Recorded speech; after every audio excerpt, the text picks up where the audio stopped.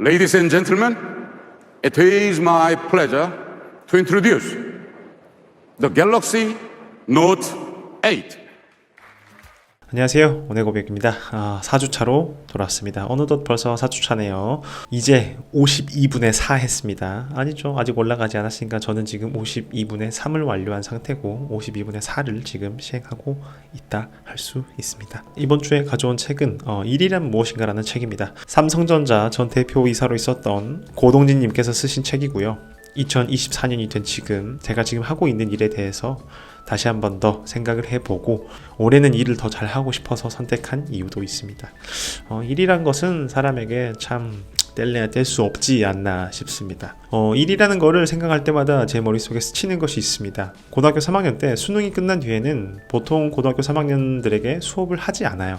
아마 대부분 경험을 해보셨을 텐데요. 저도 그 당시에 수능이 끝난 뒤에 등교를 하면 오전 수업만 하고 집에 돌아갔습니다. 그 시간대마다 해당 과목의 선생님이 들어오셔서 귀찮으신 분들은 뭐 영화를 틀어주시거나 그냥 나가셨고, 조금 괜찮으신 선생님들은 자신의 경험들을 풀어주시고, 아니면 너희들이 지금 해야 될 게 이것이다, 아니면 대학을 가게 되고 성인이 되면은 이런 것들을 해보는 게 좋다라고 추천을 해주셨어요.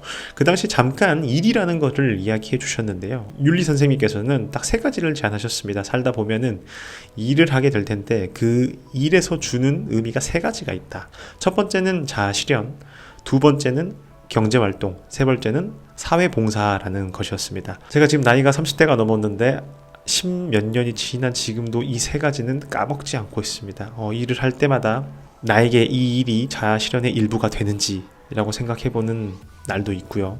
두 번째가 성인이 된 지금 가장 중요한 것입니다. 경제활동입니다. 먹고 살기 위해서는 일을 필수적으로 해야 됩니다. 세 번째는 사회봉사였습니다. 이 사회봉사가 꼭 봉사라는 단어 뜻 하나로서 도와야 된다 이러는 개념보다는 내가 사회의 한 일원으로서 그 위치에서 내가 일을 하고 있기 때문에 이 전체적인 사회가 돌아가고 있지 않나 라는 생각을 해주는 요즘입니다. 그래서였을까요? 이 책을 2024년이 된 지금 더 읽고 싶지 않았나 싶습니다. 그러면은 이번 주에 읽었던 일이란 무엇인가를 읽으면서 제가 느꼈던 일들을 차분차분 또 몇 가지 소개해 드리도록 하겠습니다. 첫 번째 띠지부터 바로 보겠습니다. 회사는 혼자 일하는 곳이 아닙니다. 좀 더 정확히 말하면 내 일과 남의 일이 구분되지 않는 곳이 회사입니다. 내 일, 남의 일이 아니라 오직 회사의 일이 있을 뿐이죠. 즉 내 일, 회사 일이라는 생각이 챔피언의 첫 번째 조건입니다 라고 이야기를 했었고, 그 뒤에서는 제가 어떤 마음을 가져야 하는지 알려주셨어요. 내가 아니면 누가 해 라는 태도로 접근하라고 했습니다. 우리가 일을 하다 보면은 각 부서가 있고 그 부서에 따른 적합한 일들이 있습니다. 하지만 그 일을 하다 보면은 그 부서에만 무조건 적합한 일이 100% 있지는 않아요. 다른 부서의 도움도 필요하고, 도움뿐만 아니라 협업이 필요한 경우도 있죠. 그 협업을 할 때 누구 일인지 이런 갈등이 생기는 경우가 있는데요. 그 일이 끝났을 때 그 성과가 누구 거냐는 거죠. A라는 팀이 처음에 시작을 해서 일을 하다 보니까 B팀의 도움이 필요했습니다. 그럼 A팀은 B팀에게 협업을 신청을 하겠죠. 나중에 정말 반반 성과를 가져가게 된다면 그것만큼 좋은 것은 없다고 생각해요. 하지만 일이라는 게 그렇게 딱딱 떨어지지가 않습니다. 그래서 어느 사람들은 그 일을 할 때 전심을 다해서 한 사람이 있을 거고, 그 뒤를 먼저 보고 열심히 해서 뭐 하겠어, 성과도 우리한테 떨어지지도 않는데 라는 것이죠. 내일 남일을 나누고 있는지 생각을 해봤습니다. 저는 내일은 확실히 책임감을 다해서 하는 편입니다. 그거는 당연한 거죠. 내 일을 책임감 있이 다 하지 않는다면 저는 회사에 있을 수가 없습니다. 자신의 가치를 올리는 것, 어디든요. 회사 내에서든 아니면 회사 밖에서든 자신의 가치를 올리는 건 딱 한 가지밖에 없는 것 같아요. 더 하는 겁니다. 더 하는 거. 누가 하든 내가 아니면 누가 해 라는 마음으로 접근을 한다면 어떤 것이든 해결을 못 하겠습니까? 저는 그렇게 생각합니다. 이 책을 읽는 이번 주 동안은 생각을 많이 했어요. 이렇게 함으로써 내 가치를 올리자.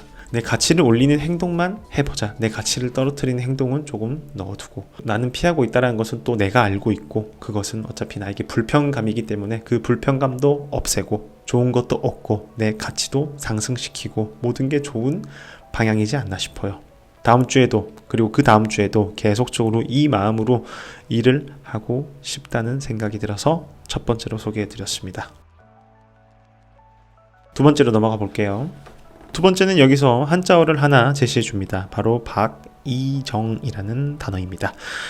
제일 처음에 박이정이라는 단어를 봤을 때는 사람 이름인 줄 알았습니다. 하지만 사람 이름이 아니었고요. 박이정의 뜻은 여러 방면으로 넓게 알 뿐 아니라 한 분야는 깊게 아는 것이 중요하다라는 의미입니다. 생각을 해보았습니다. 나는 다방면의 분야를 알고 그것을 떠나 한 분야를 깊게 알고 있는지 다시 한번 생각해 봤습니다. 곧바로 답을 할 수 있었습니다. 저는 아니옵니다. 왜냐하면 명확한 이유가 있습니다. 지금 두 번째 직장을 다니고 있는데 첫 번째 직장에서도 3년을 채우지 못했고요. 두 번째 직장에 들어와서도 아직 3년이 되지 않았습니다. 올해 횟수로는 3년 차이기는 한데 만으로 2년입니다. 그렇기 때문에 이 책을 읽으면서 더 많은 생각을 하게 됐어요. 도대체 한 분야에서 3년, 5년, 7년, 10년, 10여자리 숫자 이상을 근무하신 분들은 도대체 어떤 마음으로 일을 하고 있을까?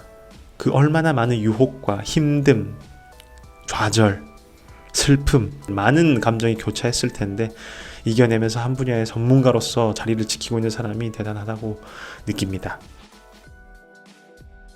자, 우리 1년차 때 일을 시작하게 됩니다. 아무것도 모르죠.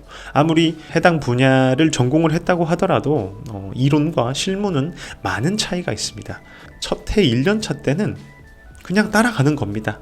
일을 배우면서 이 일은 이런가, 이 일은 이런가야 하면서 한 해가 돌아가는 걸 지켜보게 되죠. 거의 이때는 주도적으로 일을 한다기보다는 도우미의 역할이죠. 걸림돌이 되지 않게 1인분을 하기보다는 1인분을 할 수 있기 위한 준비 과정이라고 할 수 있습니다. 그리고 2년차를 맞이하죠. 한 해를 지내봤기 때문에 이제 흐름도 알고 어느 정도의 1인분을 할 수 있게 됩니다. 그 다음 해인 3년차를 맞이하게 되죠. 사수와 함께 일도 해봤고 2년차 때 어느 정도 흐름도를 파악했으니 3년차 때는 정말 그 1인분 아니면 해봤던 분야라면 그 1인분의 이상을 할 수도 있습니다. 이렇게 생각을 했을 때 3년이 지나서 보통 4년차 때 진급을 하게 되는데 아마 이런 기준으로 만들 수 있지 않을까라는 생각을 해봅니다.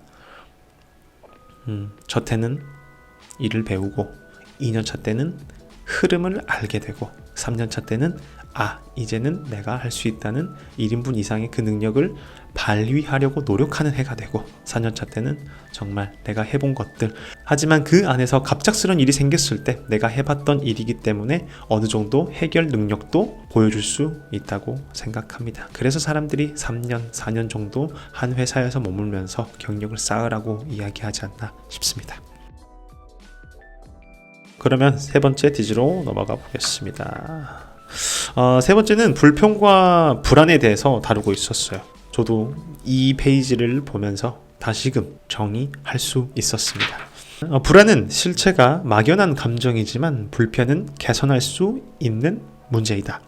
내가 지금 불안감을 가지고 있다는 것은 그건 내가 어떻게 할 수가 없는 거죠. 기다려야 되는 거고 누군가에 의해서 결정되기 때문에 제가 어떻게 할 수 없는 거예요. 불안은 그렇습니다. 내가 뭘 한다고 해서 극복을 할 수 없어요. 하지만 불편이라는 감정은 명확해요. 저도 이거는 이 책을 읽기 전부터 불편이라는 감정에 대해서 많은 생각을 해보았습니다. 사람들이 가지는 가장 명확한 신호라고 생각해요.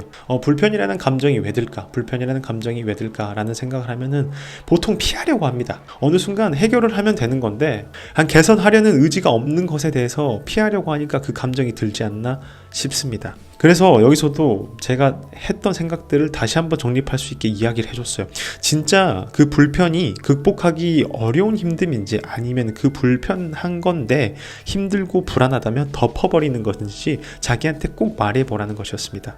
왜냐면 제가 매번 이야기하지만 자기를 속이는 게 가장 쉽기 때문에 넘어가는 겁니다. 한 불편감을 가지고 있는 게 더 나을 수 있다는 판단을 해버리는 거죠. 하지만 그런 거는 없다고 생각합니다. 불편함을 해소하는 것만큼 가장 명확한 것은 없어요. 그리고 가장 그게 좋은 방향입니다. 여러분들은 불안감에 대해서 어떻게 생각하시고 다가오는 불편함에 대해서는 어떻게 생각하고 있나 정말 궁금하네요. 불편이 다가온다면 그냥 이 불편감 시간이 지나면 사라지겠지 하고 흘려보내시는지 아니면은 불편이 다가왔을 때 이 불편감이 왜 내게 왔을까? 도대체 나는 왜 지금 불편한 감정을 느끼고 있는가? 를 역으로 추적해서 원인이 무엇인지 그 원인을 찾아서 다음번에는 똑같은 원인으로 불편하지 않기 위해 노력을 하고 있는지 궁금하네요. 저는 불편이라는 감정이 너무나 명확한 감정이라고 생각한 이후부터 제게 어떤 불편함이 다가왔을 때는 그 불편함을 찾아서 다음번에는 그거를 느끼지 않도록 최대한 차단하거나 다가왔을 때 내가 해결할 수 있도록 최대한 노력하는 편입니다. 불편이라는 감정 절대 무시하지 않으셨으면 좋겠습니다. 그렇습니다. 고동진님께서 쓰셨던 일이란 무엇인가를 통해서 제가 이런저런 이야기를 나눠봤습니다. 제가 일을 하면서 어떻게 해왔는지, 그리고 지금 어떻게 하고 있는지, 또 더 나아가서 어떻게 해갈 것인지 많은 생각을 했습니다. 과거, 현재, 미래 세 가지 시점에서요. 작년과 다른 방향으로 목적성을 두고 일을 하고 있기 때문에 조금 더 열심히 하고 있습니다. 일에 대해서 나누어 봤는데요. 이 일 절대 우리와 뗄래야 뗄 수 없는 존재입니다. 지금 좋아하는 일을 하고 있다면 그 좋아하는 일에 더 애정을 부어주시고요. 내가 좋아하는 일이지 않더라도 잘하는 일을 하고 있으신 분들이 있을 겁니다. 제가 지금 일을 해보니까 저는 어찌 보면은 제가 좀 잘하고 있는 일을 하고 있지 않나라는 생각도 해봅니다. 그렇게 좋아하지 않는 일이지만요. 여러분들 일을 조금 더 사랑해 주셨으면 좋겠습니다. 그래서 저는 매번 일을 진심으로 대하는 사람들을 너무나 존경합니다. 4주차 이렇게 일에 대해서 여러분들께 나눌 수 있어서 좋았습니다. 원의 고백이었습니다. 감사합니다.